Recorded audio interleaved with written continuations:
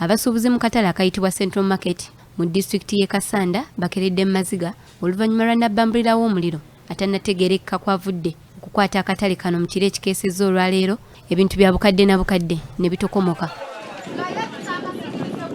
Bano n'okutuusa kati bakyasobeddwa eky'okuzzaako kubanga mu katale kano mwe babadde bajja ekibayimirizaawo n'abantu baabwe. Embeera bwe beetuuseewo fe tugenda kukola tutira, tugenda kukola wa, tugenda kudda wa, tugenda kulya ki.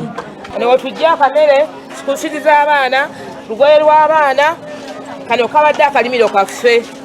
Tusigaliddewo bwereera ate ffe bamaama ffe bataata b'abaana era ffe tubaliisa ffe tubaweerera obuzibu bwe tusanze. Ekitundu ekisinze okukosebwa omuliro bwe wafumbirwa emmere era bwe tutuukiddewo ng'ekifo kyonna kisaanyeewo kyokka ekyavuddeko enjega eno kikyatankanibwa wabula ng'abamu bateebereza okuba nga gwakumiddwa omuntu ow'ettima.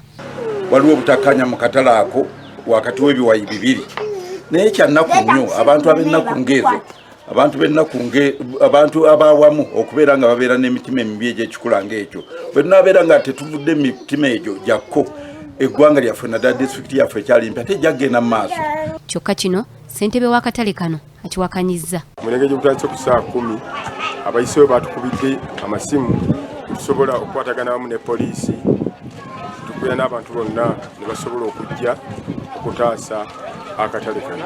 Kitegeerekese nti mu kitundu kino temuli bimotoka bizikiza muliro ng'osanga byandiyambye okutaasa emmaali y'abantu.